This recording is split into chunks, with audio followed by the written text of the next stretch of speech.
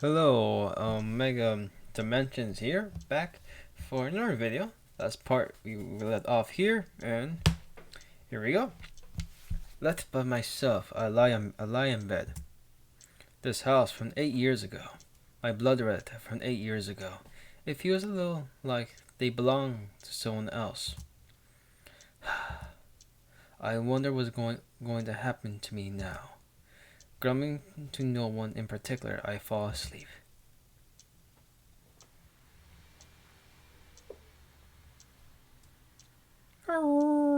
Yeah, I'm gonna do the friggin' noise. Are you gonna judge me? Nah, don't.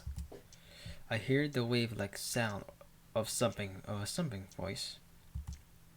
Oh, oh. Something is howling. It's too sharp and high-pitched to be a stray dog. Oh. It echoes in my eardrums. It's howling. It's howling at the moon? Oh.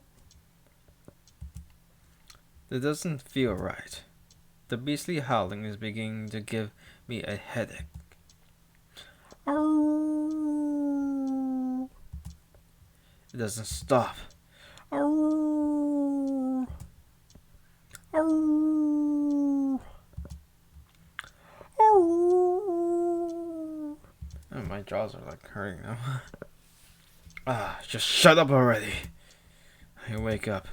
I can hear the sound of a dog barking outside the window. Our clock indicates it's just past 11. Right now it's almost past 11 here. Almost about to be 1. Yeah, I'm doing this at night.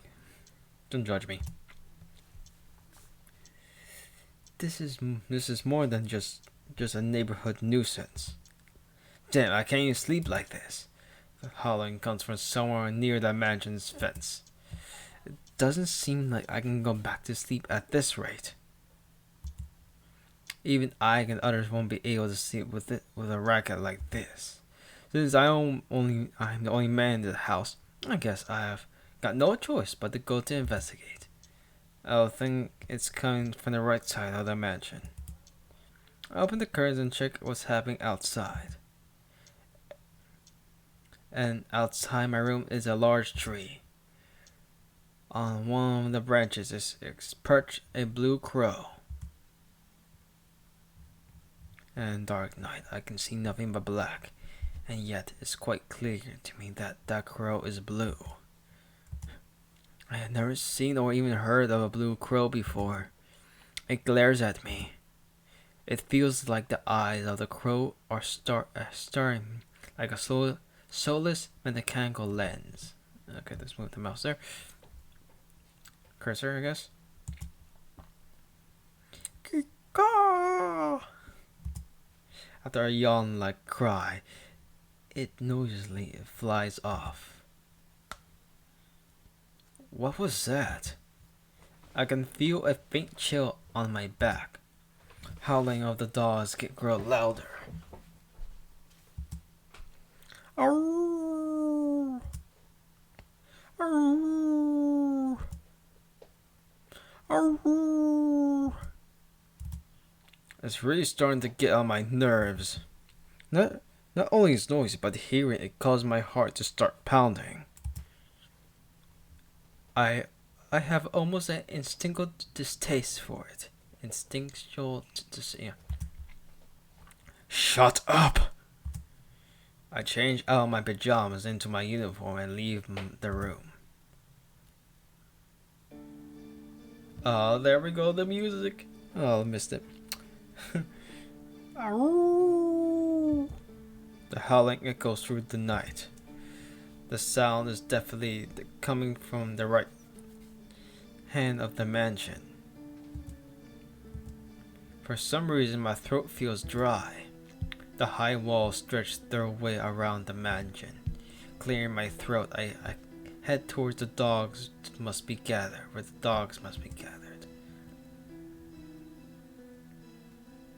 I arrive at where the howling originates. Huh? The howling doesn't stop. but there's no sign of any dogs. All there is a person under the light from the street light. Under the light from the street light that carves apart the darkness. There's a man in a dark cloak. The howling is coming from right beside him, but there's no dogs to be seen anywhere. This man in the coat is pretty tall. He has a strong built body and his back is facing me. My throat is so dry. There's no voice of the dog resounds. Voice of the dog resounds in my ears. The night air coils itself around my skin. For no apparent reason, I have a difficulty breathing and moving as if I am bawled of the sea. Caw! I cry overhead. While loud flapping his wings, a blue crow lands onto the man's shoulder. And then suddenly the crow vanishes. Huh? Huh? Can it be an illusion? It looked like the crow disappeared into this black coat. You know, cloak is something else. Then the man in black coat turns around. Under the white street light, he's just like a shadow. A black lump. In the middle of that lump, only the weapon-like eyes shine out, burning with fury. Fury intelligence. I can't breathe. But fortunately, those eyes even seem like they're not even looking at me. Not here after all. That man in the black coat leaves. When I can no longer see him, I can finally be able to breathe properly again.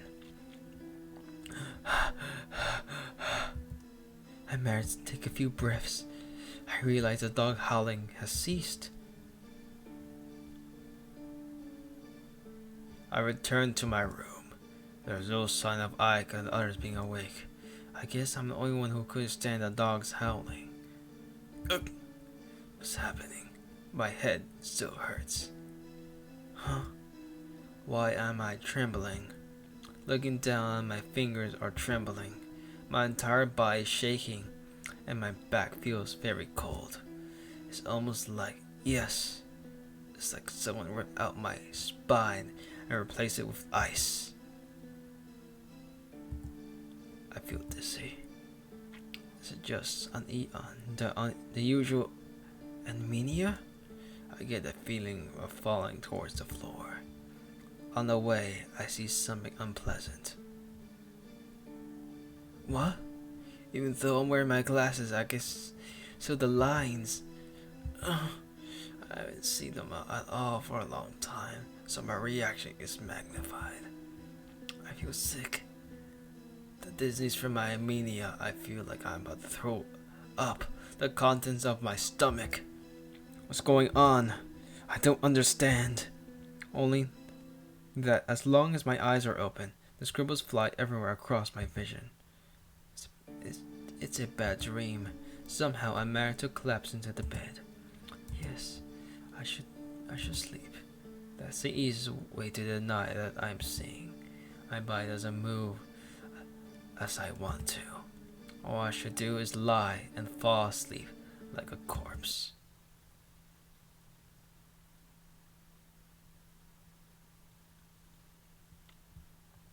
Impulse. Inversion impulse. I always heard impulse. Inversion impulse? I don't know. Sensei told me. My eyes could see the points where things could easily be broken. As if the thing were a person, then what? Oh my god. Excuse me. If we were a person, then I would be their vital spots. Lines which, if cut, could break something apart without any effort. With those lines, even things as hard as steel could easily be cut. In other words, everything in existence has its destiny of breaking, internalized within it. This is something inescapable. Something inescapable for anything with a physical form. Shiki. That's what Sensei said. I was still a child back then. I remember finally understanding what she meant and getting scared. In other words, the world is full of cracks, and it could collapse at any instant.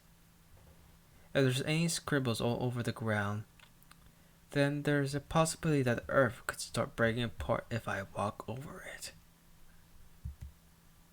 When I realized what she meant, I thanked Sensei from the bottom of my heart for her glasses she gave me. I couldn't have gone living if I have continued to see the lines all the time. The points where things could be easily be broken. There isn't a single advantage for be able to see them. Well, there's one advantage. For war, I guess? Good morning. Good morning. I hear an unfamiliar voice. It's morning. It's time for you to awaken, Shiki-sama. Stop calling me Shiki-sama already. Oh, yesterday. I told you yesterday. It sends chills down my back. I wake up. Hisui stands far from the bed like a statue. Where am I? Good morning, Shiki-sama. The girl in the maid uniform bows. Oh yeah, I came home right. I push myself up, looking around the room. In that instant, I feel a sharp pain in my temples. I'm looking for your glasses. Hisui gently hands me my glasses. Phew. I let out a breath. Last night before I went to sleep, I had a feeling the lines even within my glasses on. Seems like it was just my imagination. Maybe it's just because I slept in an unfamiliar room, but my mind is hazy. Shiki-sama? Hisui calls out to me. Shaking my head, I shake away my sleepiness. Good morning, Hisui. Thanks for coming to wake me up. There's no need to thank me. There's no need to thank me. It's my duty to come and wake you, Shiki-sama. Hisui gives me a plain and completely emotionless response. Even as is unfair but light, I think Hisui features are beautiful. Yeah, of course, she's one of my waifus. One of the top 3. I won't tell you the order, because I don't really have an order for Tsukihime waifus, so I don't. You just got 3 characters I like, and that's it. I don't like Seo that much. Sorry, I just don't like her that much. It should be wonderful for such a girl to wake me every morning. Oh, okay, no, it's she. It should be wonderful for such a girl to wake me every morning, but as Hisui never smiles, I don't feel that happy about it. What a shame. Hisui only had half a Kaku's brightness. She would be really cute. Do you need something? Realizing I'm looking for her, Hisui stares right back at me. No, nothing at all. Waking up with you there makes me feel like I'm really in the to imagine. Now then. Out of bed, I stretch out both my arms. Suddenly I realize I'm wearing pajamas. I'm sure yesterday Huh? I thought I was stepping my for last night. Yes, since for you how to do so, Nissan. Change your clothes and put you in bed afterwards. It seems as if something early and natural. Yeah, even I find that weird. Like a girl changing you while you're unconscious. Like you're unconscious. I see. She changed my clothes. Okay. I see she changed my clothes. It's true that I could call cold or stuff like that. What kind of attentive service do you suspect Fran made? Hey, wait a minute. What? I quickly check my pants and underwear. pants are brand new pajama pants. Even my underwear is new. Yeah, it click like that. Uh, oh, with me, I guess it'll click that as well, because I am very dense. What? I wanted to say, what the hell did you do? But somehow the words stuck my throat. Calm down, things are over now. Let's see. First of all, half the blame belongs to me. The one who changed me was Hisui. It was her sister, Kuako-san. It would be wrong to complain to Hisui. Hisui. Yes. Yes, what is it? You don't have to do anything from now on. If you have to wake me up myself, I can change myself. So I'd like you to do. Face deep red as I say this. See, obediently nods her affirmation. Face folded awaits you over there. Please come to the singing room after you have changed. Okay. Damn it. How careless could I be? It was careless me to begin with, when I fall asleep on the bed like that. But not to awaken up a while, I was being changed it over to the top.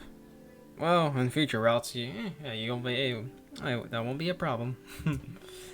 Usually I will sense it, but maybe I was really tired. I was just really tired. Complaining to myself isn't going to change anything. And why do I keep sliding from the chair off? I don't know, maybe if I get better chairs. I can't just keep standing there talking to myself like an idiot. I'll better hurry and change. Then go have breakfast. That's all.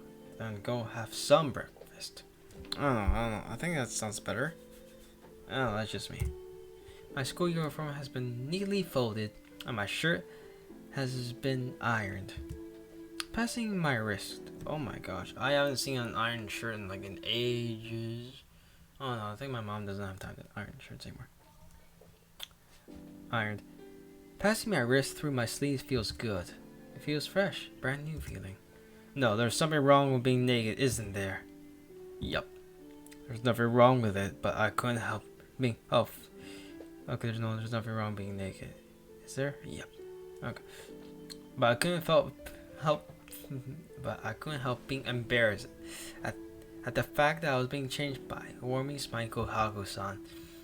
To top things off, the face in the mirror keeps smiling from time to time despite being bright red. Are you really okay, Tonoshiki? I thought you were supposed to be uneasy about staying here, you amateur. Yeah, that's something Ari could say, I think. I don't know, the thing is mine. Aika and Kohaku are relaxing in the sitting room. Aika's wearing a uniform of the Asami Ladies Academy, a famous school for young girls. They are drinking tea together, gracefully as if their breakfast ended a long time ago. Great, okay, yeah, let's do both of them. Good morning, you two. Good morning, Shiki-san. Wearing a white apron that suits her, Kohaku replies with a smile that cannot be possibly be any larger. On the other hand, Aika casts a glance at me. Good morning. You certainly took your time in this morning, Nee-san. She certainly knows how to put a damper on things. Took my time. It's barely past 7, so it only takes 30 minutes to go to school from here, so I'm actually up early. So you're saying you go to finish breakfast in just 10 minutes? You're not some starving dog, so if you're going to eat breakfast, I'd like you to take your time. So a starving dog? Oh gosh. Yeah, I know it's questionable that to see is like, why the hell she's my waifu? You're going to see in the future why. Yes, dear gosh. Aika words really do have thorns. I'm not a dog, Aika. That I remember. Speaking of dogs, there's something that happened last night. Hey, what happened last? Does it happen every night? What? Aika tilts her head and slightly in response to my question. Something at the point my question has failed to reach her. I'm talking about what happened last night. Well, she didn't freaking hear it.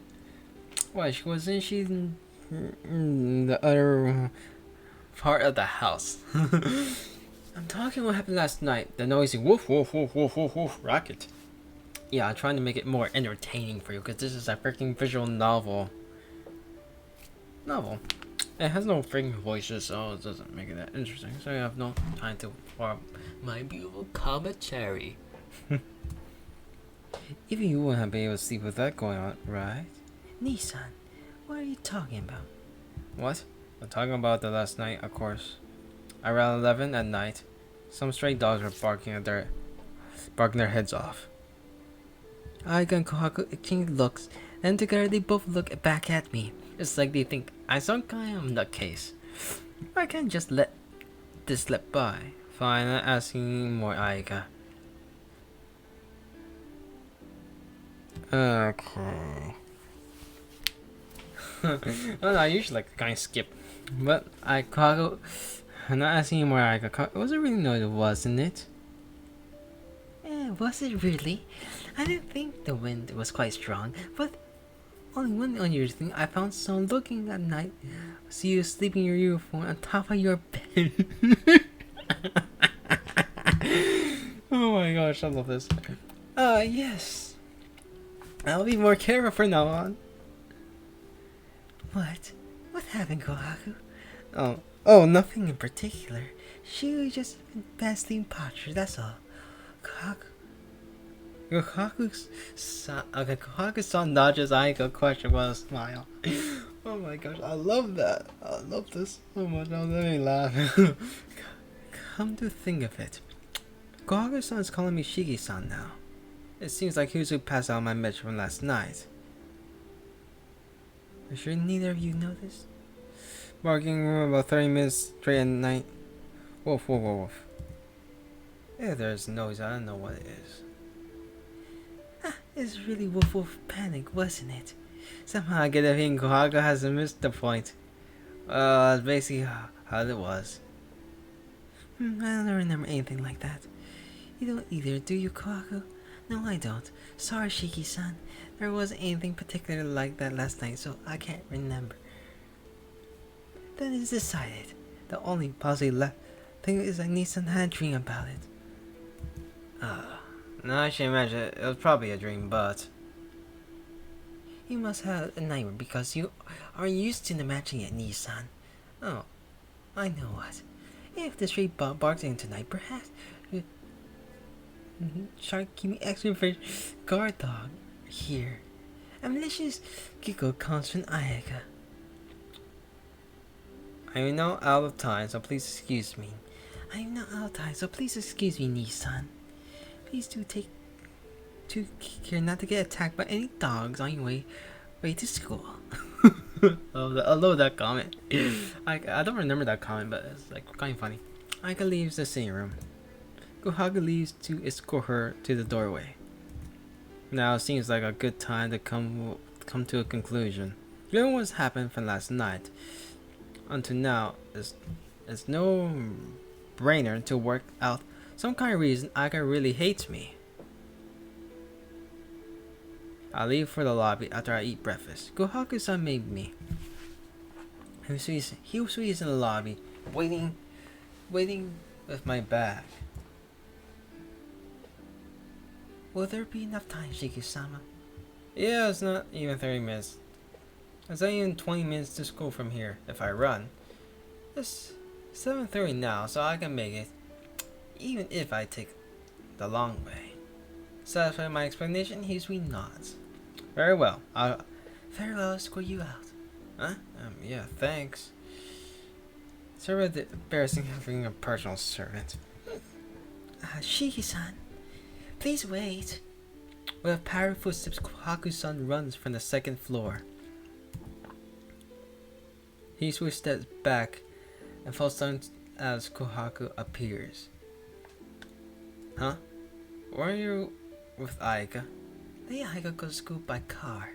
Since I have something to give you this morning, I stay behind. Something to give me? Yes, this came from the Arma family yesterday. Kohaku-san smiles. Eh? But I already have all my luggage already. The things I use while Arma's house belong to them, so all I've got are my own clothes. Really? But this was sent here, nevertheless. Kohaku-san hands me a thin wooden box, perhaps 20 centimeters long. It's not heavy at all. Kohaku-san, I've never seen this before. Well, apparently it was left to you by your departed father. It was given you in the will. By my old man. I can't feel anything about that. What's the old man who expelled me from the mansion 8 years ago doing me things? Oh well. Kohaku-san, please take it to my room for me. Kohaku-san is staring at any other wooden box. She seems almost like a child who wants a toy. Stare. No, she is a child. I get it. You want to know what's inside, right? Oh, not at all. I merely wonder for a moment. Like I said, you wonder what's inside. Alright, let's open it. 1, 2, 3. A dry sound when opens. Inside there is a 10mm bar thin of iron. There's an iron bar, undecorated and worn. It has finger marks all over it. Oh, it must really hate it. You need to leave such a piece of junk like this. No, Shiki-san. It's a fruit knife. Kohaku takes the iron bar out of the box. See, isn't one of those folding knives. 2, 3. Panchink. A 10cm blade pops out from the bar. I see, it certainly is a knife. It's old, but it's pretty solid. The year the arrow is made is written on its back. Kohaku replaces the blade and hands over the knife. There's a number written on the grip. The character 7 is under it, and the character 8. Nissan, there's no error by that name. It just says Nahoto Oru. Surprising, I turn around. Hiroshi has been standing until now, looking over my soldier. Surprised, Hiroshi, you shouldn't say something. You should say something, you don't like that, you know. You want to see? I'll show it to you. Oh, so cute. Oh my god, that's so adorable. I'm freaking blushed like that. These cheeks can become a little redder. Please excuse me. That knife is so beautiful that I could not help myself. Beautiful? You really think this is beautiful? It looks like a kind of beat up to me. Not at all. The tempering of the blade is masterful. I think it's a knife's own proper history. Really? Looks like a piece of junk. But since he was so convinced, I begin to feel the same thing. It's only, I guess, it's not such a bad inheritance. 7 nights. Maybe that's the name of the fruit knife. Maybe, though I can't imagine him naming a knife like that. Whatever the case may be, it's obvious that it's an antique. Well, in any case, I believe I'm taking it what's given to me. I replace the blade and put the knife in my trouser pocket. Shiki-sama, have you enough time? I have to get going. Well, Kohaku-san, thanks for the delivery. You're welcome. Kohaku-san smiles and waves. Leaving the doorway, I pass through the garden. As I pass through the mansion gates, I sense a commotion. What's going on? Sounds like something happening on the right side of the mansion. I heard someone find bloodstains on the road off east of the mansion. Bloodstains? You mean leftover blood? Yes, there was a blood on the mansion fence, too. The police came to inquire what happened last night while you were sleeping, Shiki-sama. Someone died. No. They found our bloodstains.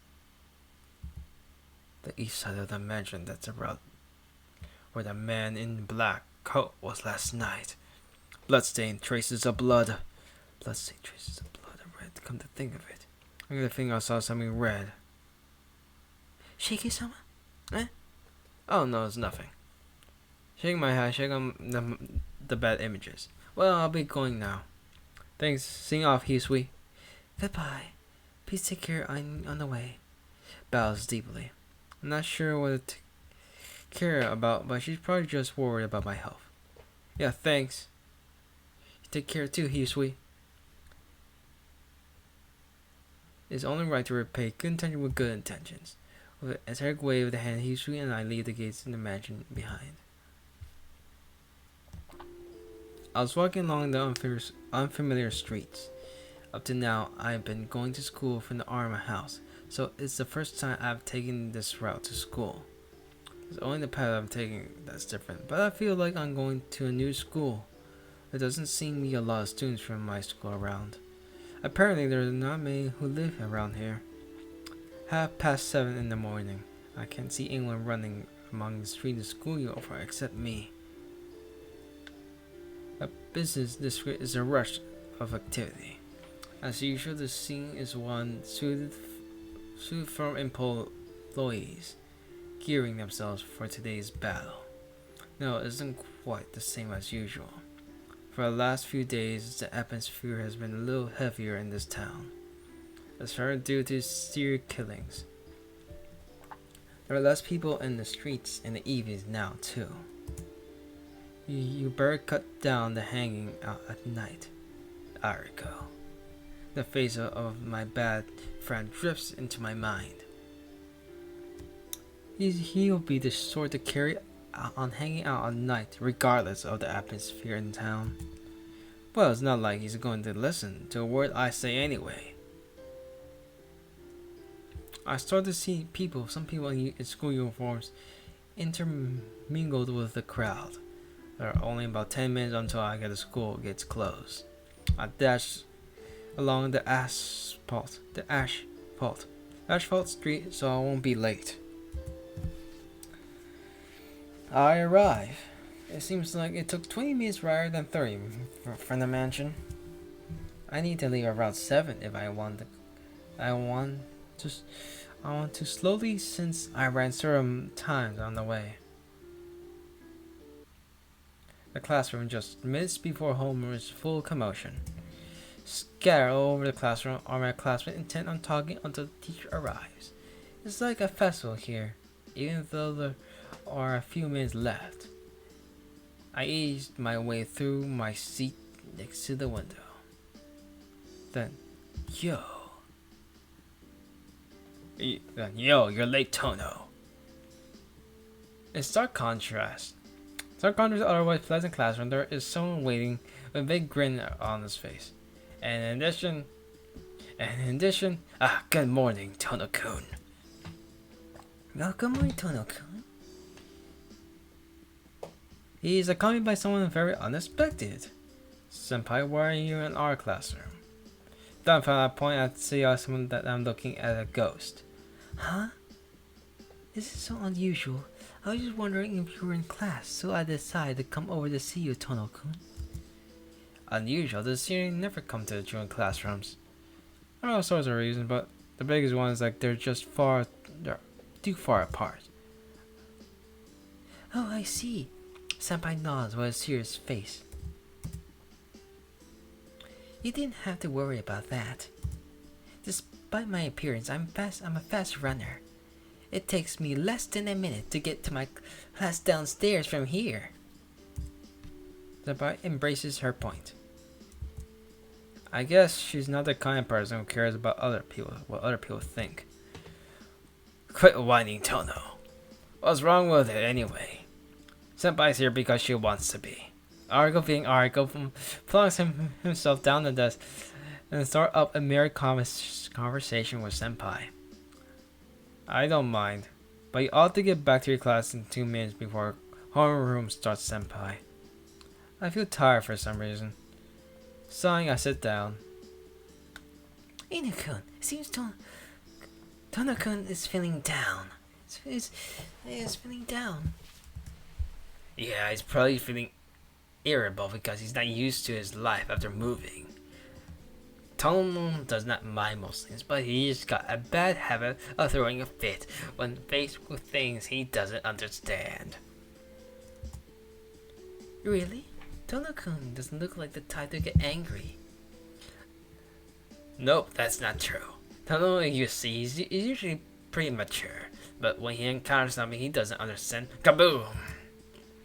Ah, kaboom. Huh, kaboom is it? Yep. You change your opinion once you see him lose it. So you can trust. You can't just trust him like that, Senpai. Oh my gosh, I love that. It really reminded me of my friends. The two of them whisper to each other. Hey, listen. If you're going to talk privately, don't you mind doing it in the hallway? I can hear every word you say when you do it. It's on my desk, so there's no really real point to it. What? You can hear us? I guess exactly reaction to the surprise. No one can stay angry, man. No one can stay angry being hit with an act like that. Senpai put her hands on her mouth, and I can't tell how serious she is. If it's Senpai, she may have actually intended to talk privately. That's terrible, Tono. That's terrible. Living one's lovely dove. Private conversation between Senpai and me. You got some nasty hobbies. Are you trying to pick a fight with me, Ariko? Actually, please do. Now I'm more than willing. Argo shakes his head. Of course not. You're my dear friend, right? I exchange fists with I exchange with even my parents. But I have paused for not fighting my friends. I am the very model of chivalry. That's amazing. I guess chivalrous people can push their parents in the world that's hide his head. I find that so funny.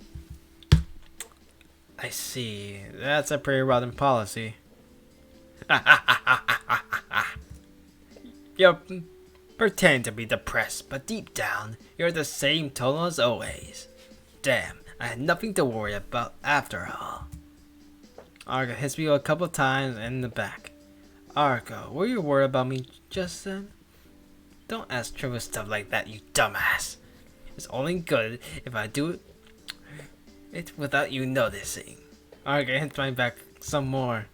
We've been friends for a long time, but I still can't get a hold on this guy's personality. Me either, I can't.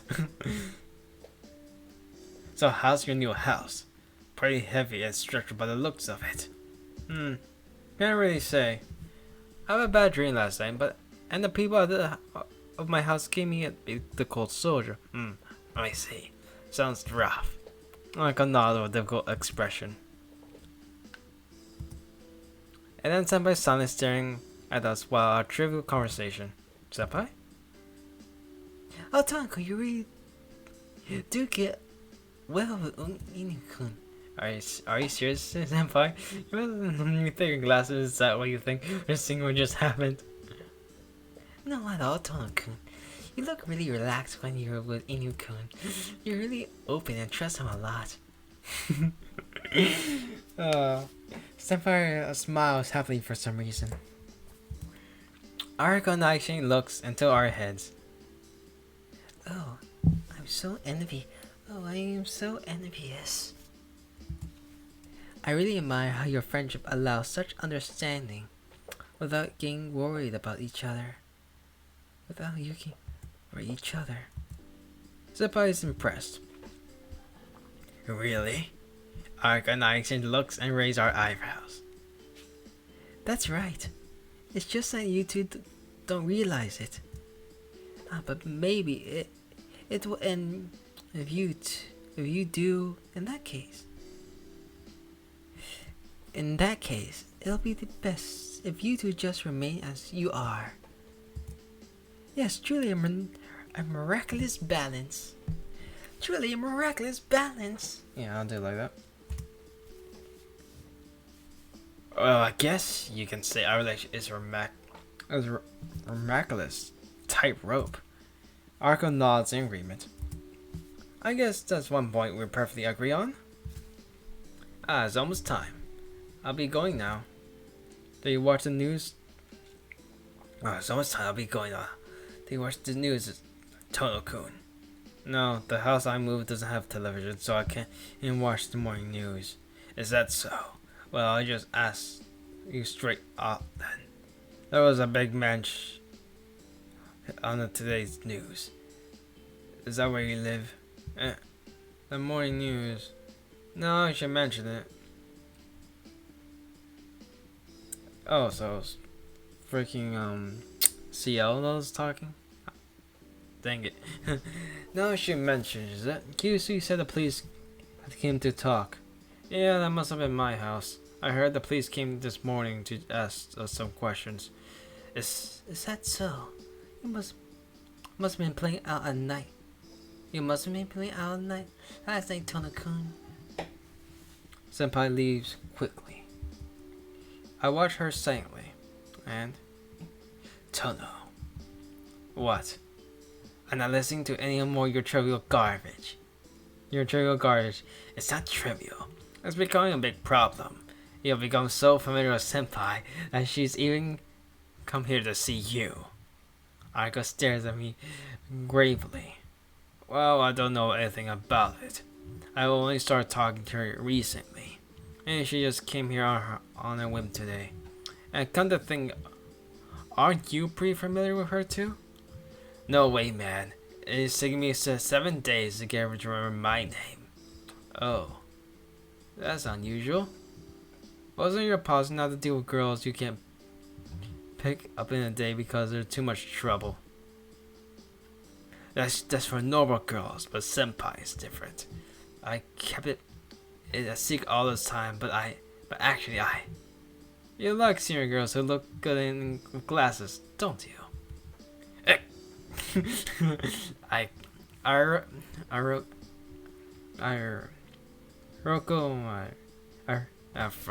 my gosh, my face turns red. You knew all along, my dear friend. Yeah, I knew. We're friends after all. We get along and we got the same interest. I see. You can understand how good Senpai is too. Can't you? Hey, wait! Like I said, we got similar interest. Right. That's why we're into the same type of woman. Ariko nods in agreement and heads back to his own seat. I guess it was a short friendship, Tono.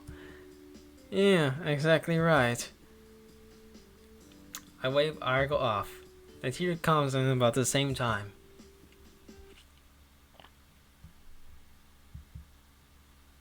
The morning lessons are over. It's lunch break, and Argo has gone ahead to the cafeteria. Now, where should I get my lunch? Yeah, let's go to the cafeteria. I decided to eat in the chaotic, student-filled cafeteria as usual. For some reason, the udon and the soba are better meal sets at our school, so I naturally decided to have some udon. Sitting down on the table, I ate my tunaki. Udon. The TV is showing the news that students can watch the record morning news during lunchtime. First of all, I'm wondering why they show the news at school, in their school, because my school does not show the news at all. Or my high school did. I don't know, I'm in college now, so I don't know. The news is having a special feature on serial killings. It's been a whole month since the killing started, but no one has yet any idea who the killer is. Is he Jack the Ripper? He's an unidentified killer, leaving no trace, acting with no motive. His identity still remains a mystery, even though there has already been 8 killings in our little town alone. It's certainly very frightening to say, says the newscaster.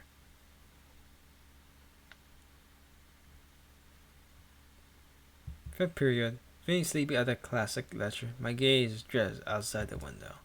And then the crowd. Crow is perched on the classroom for nada. Not the blue crow from last night, but it's just an ordinary black one. With the black eyes, a crow stares inside the classroom through the glass window. It's true that it's unusual a bird to perch there, but it's not like some major event. Suddenly it comes at me. My vision gradually goes white as my sense of balance goes crazy. My field of vision sways. It feels like something is building up in my back of my head and my brain feels heavy. Crap. I know this feeling. The precursor is the precursor to our Armenia attack.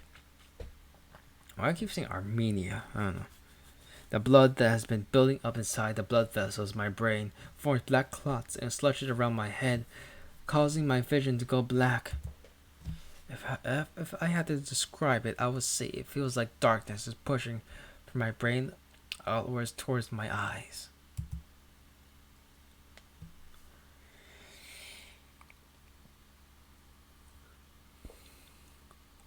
This is bad. I don't usually collapse in middle class, but humbling in words of darkness, I blindly use my desk for support. Even that becomes useless. I can't put my strength into my fingers. All I can do now is fall towards the floor. Excuse me, Sensei. Excuse me, Sensei. And something hits me rough in my back. Town is looking pretty bad, so I'd like to take him to the infirmary. Ariko.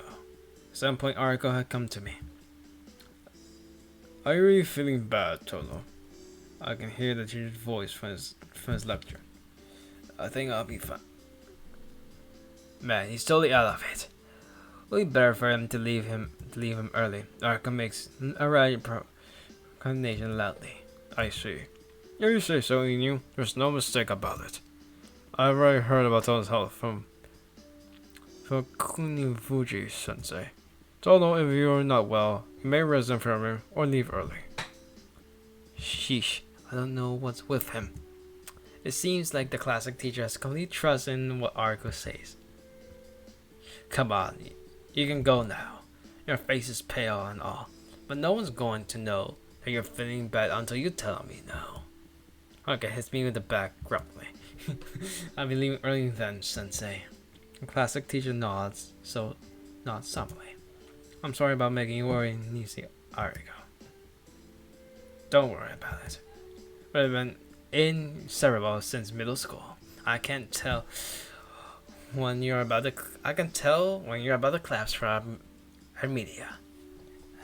Armenia. Argo heads back towards his own seat.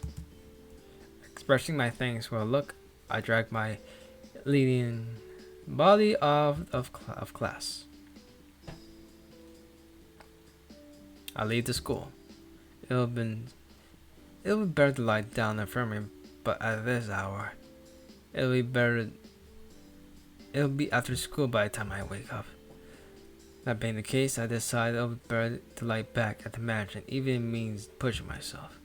Phew. I think I'm feeling a little better. Breathe in the outside air. I feel a little rejuvenated. Sheesh. I'm surprised I had my own body.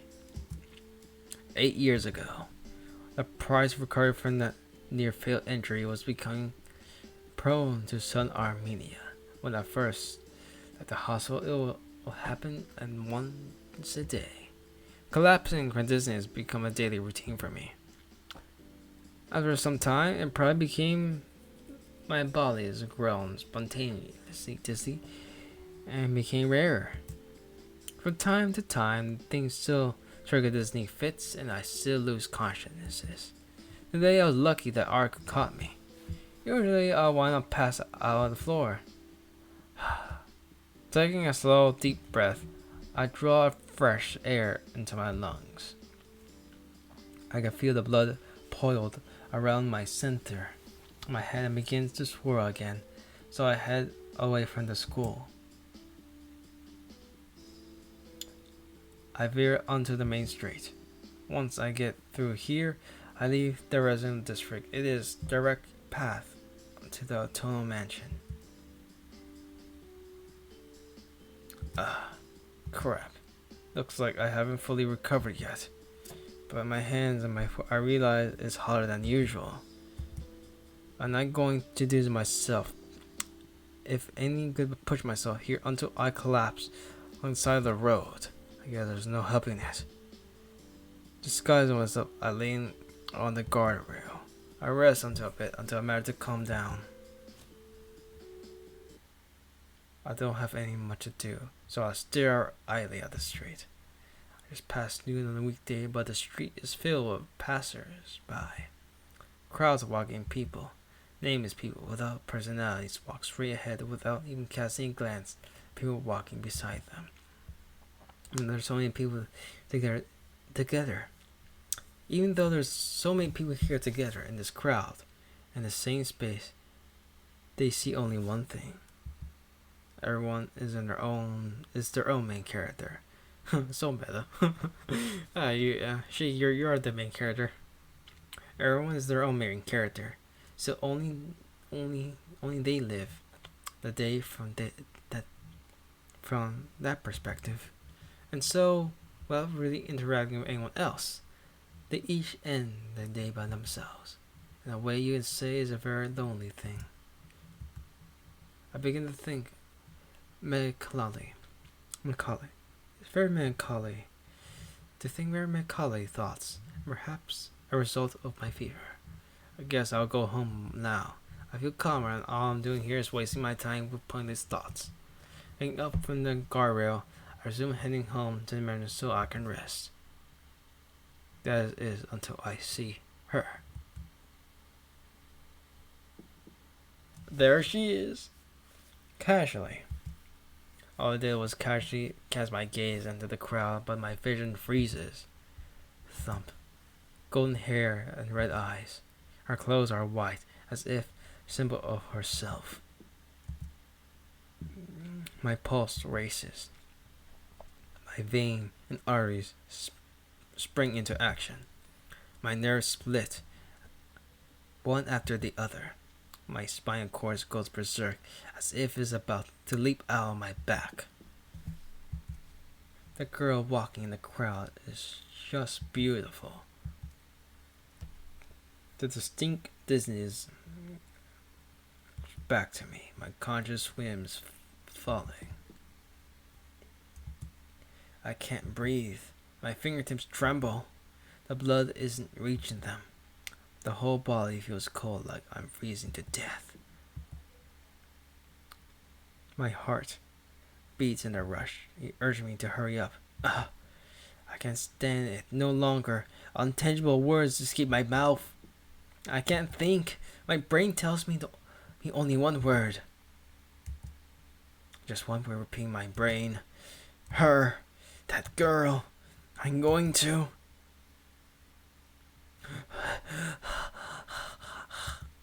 I feel sick. I can't breathe. It hurts to breathe. For some reason, I can't remember how to breathe properly. My throat is burning.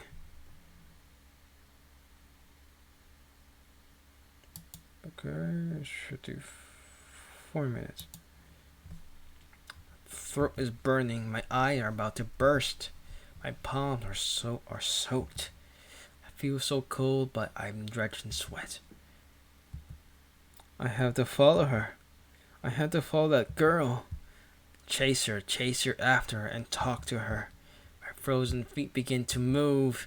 My breathing is ragged, like that of a beast. I chase after the girl in the white.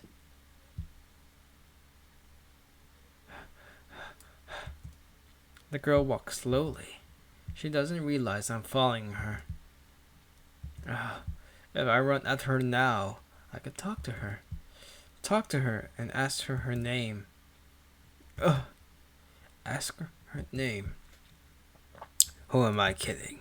I know very well that's not what I want to do. I know, but I don't know. It looks like I want to do something else. I can't precisely put what I want to do in words. The inside my head mist over like a rain cloud. My throat is hot. I can't breathe. But so what? It's only natural, right? I've seen that great woman. Seen that great woman. It would be impolite not to get excited, wouldn't it? Stop her and ask her name? Ah! Give me a break. I'm not a kid, after all. I don't fully understand it, but there's only one thing I must do. I walk with my hands in my pocket. My fingers feel steel.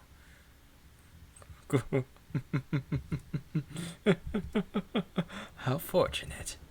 The tools are all here. She walks, leave plenty of room between us, so she won't notice. So other people around us won't suspect us. She and I are complete strangers. That's why I have to do my best to make her look natural. She walks into an apartment building. I don't go yet, but instead watch from outside. She takes into elevator up.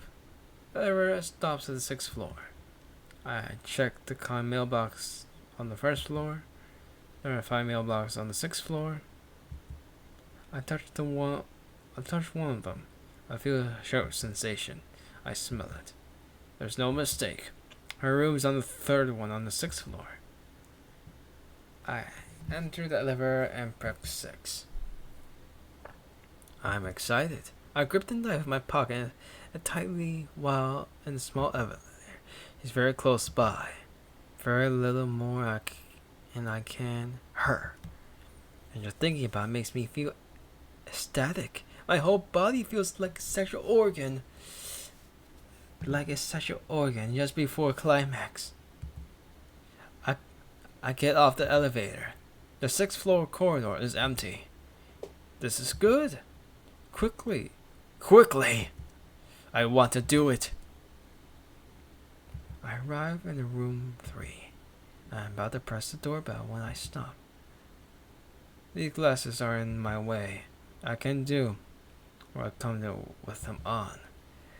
It's a promise, Shiki. You should never cut those lines thoughtlessly. A woman told me such a thing. But right now, neither her name nor her face comes to mind. Suddenly, I remove my glasses. I can see the black lines, not just them. Has something happened to my eyes? Apart from those abominable things, I can see points, like black holes. Countless numbers of them. I don't know myself what I'm trying to do. While I'm trying to do this. Why does Tony Shiki want to do with the girl? Do with this girl? With that girl? I don't know. I still not knowing. I push the doorbell. Yes, I hear the voice. Yes. I hear the voice behind the door. The door opens a crack. In that instant, I step through it. The girl says, no, she tries to say. She never got to finish what she tried to say, because I cut her apart before she could. In that instant, I stepped through the door, not taking even a second. I draw a knife across the line through the girl's body. Lines. Across body. Stabbing. Slashing. Piercing. Driving. Splitting into pieces. Completely and utterly, I kill her. The black lines that divide her into 17 pieces. Through the neck, back to the head, from the right eye to the lips, upper arm, right lower arm, right ring finger, left elbow, right thumb, left finger, middle finger, left breast, from the rib to the heart, from the stomach to the abdomen into two pieces, left groin, left thigh, left leg, left toe, all of them. As I pass her, not even taking a second, and it isn't entirely, I dismantle her into 17 pieces of meat. I can hear an incredibly dumb sounding voice. It doesn't feel like the voice coming out of my own throat. Dizziness. A piece lying before my eyes. The red blood over the one floor. Like an overturned bucket of water. There is choking scent of blood. The cuts are very clean, so her insides don't spill out. The orange colored red across the ground. Strange. There's nothing in the room. Nothing but the girl's scattered limbs and me, here dumbfounded. What? I see blood is spraying over the floor. In my hands, I grab my knife, the murder weapon. She's dead?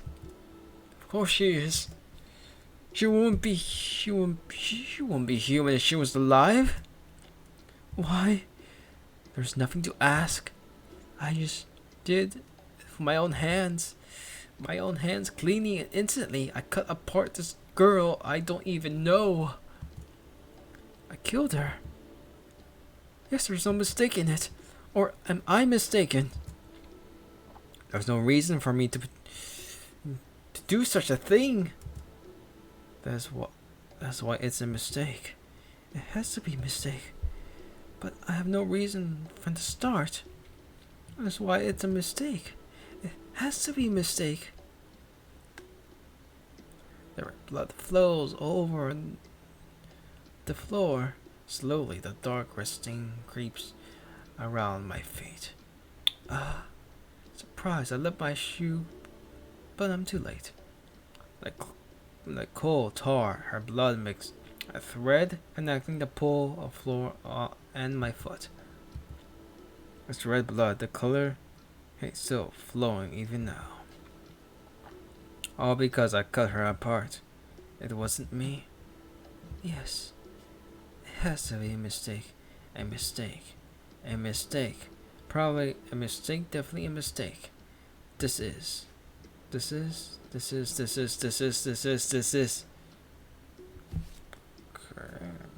Bad dream. I think it's the first one. Yeah, I'm more certain it's the first one. Just a bad dream. No, then I go to the different route. Okay. This is just a bad dream. But somehow the stench of blood smells horribly real. Wrong. Yes. Wrong. But I killed her. Is that the fact wrong? I didn't kill her. In fact, is that fact wrong? Yes, I told Shiki wanted to kill that girl. That's what I wanted to do back then. Just what? Just that it was so muddy inside my head, I didn't put it into words. Wrong. I feel like throwing up from the smell of blood. The contents of my stomach rise in my throat. The crimson is soaking to my eyeballs. I feel dizzy. I fall down on my knees under a sea of blood.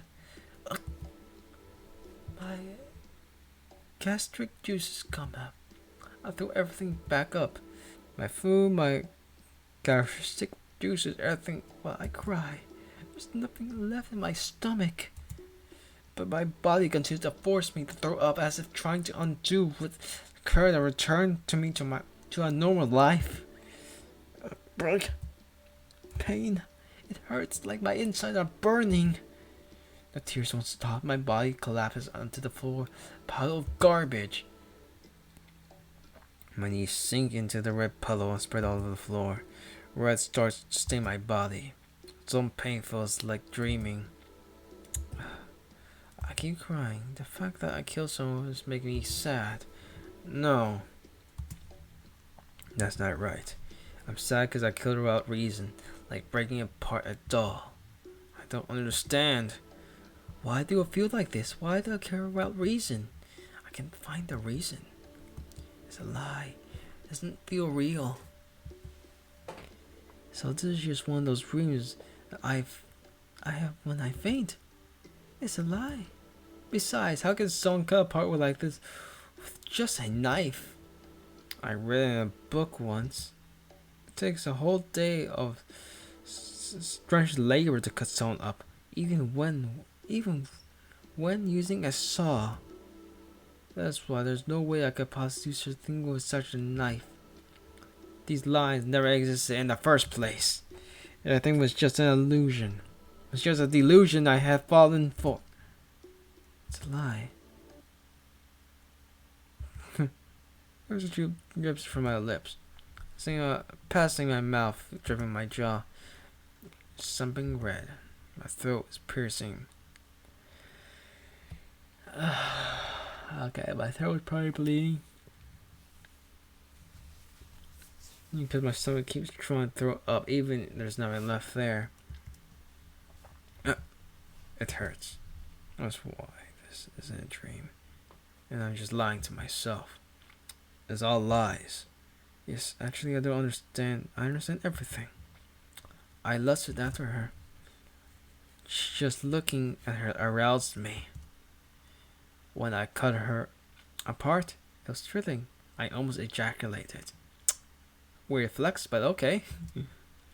These eyes too. If I knew these lines could cut things apart, like paper being shredded, I should have understood that even a person could easily be cut apart, just like I just did to her.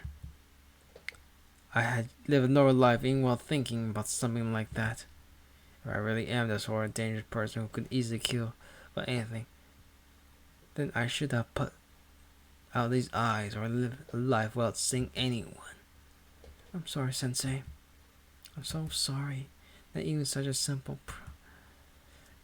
promise I was able to keep. Have I gone insane? I don't know. There isn't even a trace of the impulse left. Impulse? I get it, because the name of the chapter. The thought of holding back never crossed my mind. I didn't even consider trying to stop myself. Kill this girl? It seemed like an odd thing to do, and I went through with it. Then the answer is simple. I must be insane. I've probably been mad since 8 years ago, when I married miraculously. Huh.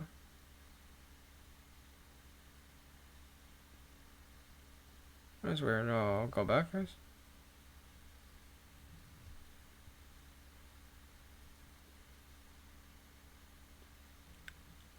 Okay, I probably won't. Okay, let's see. I've gone saying, okay, I think. Through with it. Then the answer must be simple. I've probably been mad since 8 years ago when I became back to life. From a failed accident. I could hear the sound of rain coming from somewhere. It's raining. I'm in a daze. My throat hurts when I'm trying to breathe. Ouch. I can speak. Shiki-sama? Then I came someone present near me.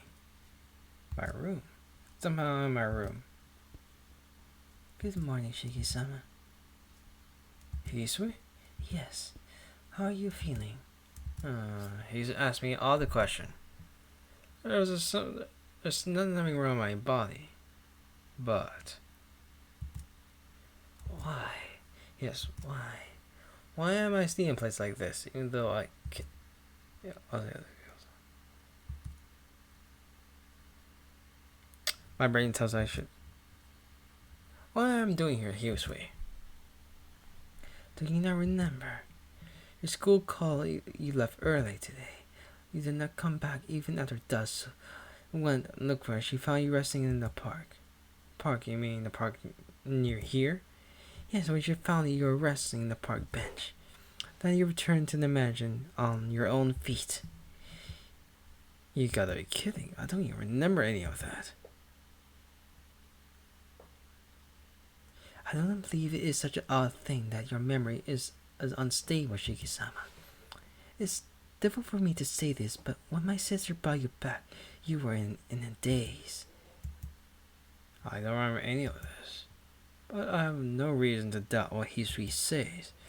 It's already 9 o'clock. I don't remember anything. Yes, when you returned to the mansion, you said you wanted to sleep. My sister just recalled that, but said it happens all the time. I see. I guess I do clouds around me all the time, but this time was different because I killed someone. What did I look? What did I look like? Hisui? Huh? Look like I mean.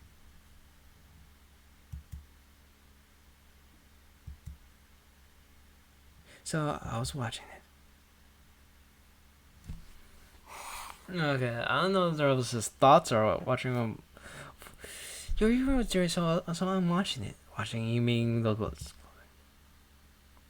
There was certainly mud on it, but nothing like blood. Yes, okay, so it's not thoughts. Eh?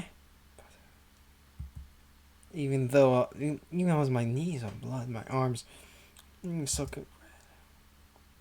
Have you been having nightmares? So Shiki-sama? You look like you were having a bad dream until now, and now you do not look fine. In my face. A dream. That's a dream. What is it? Was it a dream? That feeling. Smell of blood. That hideous, beautiful white girl. Well, that's hideous, beautiful. That's a weird adjective I never heard compared to. No, maybe you're right. That was just a bad dream. Phew. Slowly. That's right. I got a bad dream. There's no way out. Sensei needs it, and for no reason. Finally awake. Yes, you're feeling better. I'll prepare dinner now. Dinner, huh? But the color smell of red blood still lingers in my mind. No, it'll be fine. I'm just going to sleep like tonight. More important, Hisui. Yes, what is it, Shiki-sama? Well, after dusk, did I can say anything? I guess I was not home yet at the time. She came back about 2 hours ago. It was a form onion condition through my sister. He's seems silently asked, "What about it?" That was nothing. I was just wondering if she was disgusted we were causing trouble, and then I came back.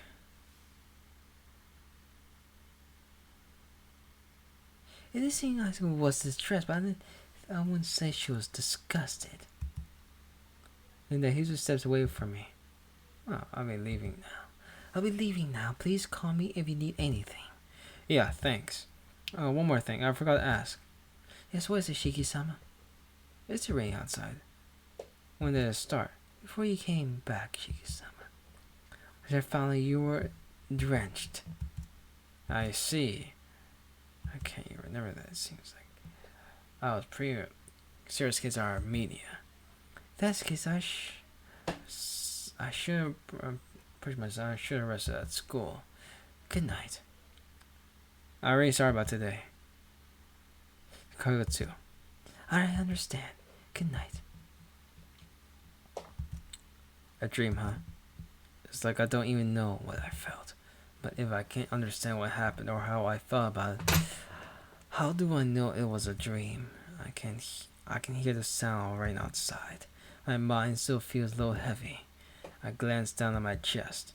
The old wound from 8 years ago still distinct there like a burnt scar. On top of my desk lies the knife my father left me. The old blade that cut the white girl in 17 pieces. That was a dream. Nothing more. I repeat over and over again, trying to placate myself until I sleep.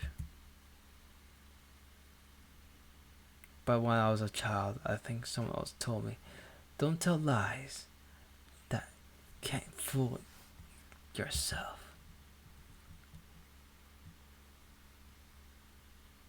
Okay. I think I'll end it there. I'll see you next time. Oh my god, dimensions back on. Bye.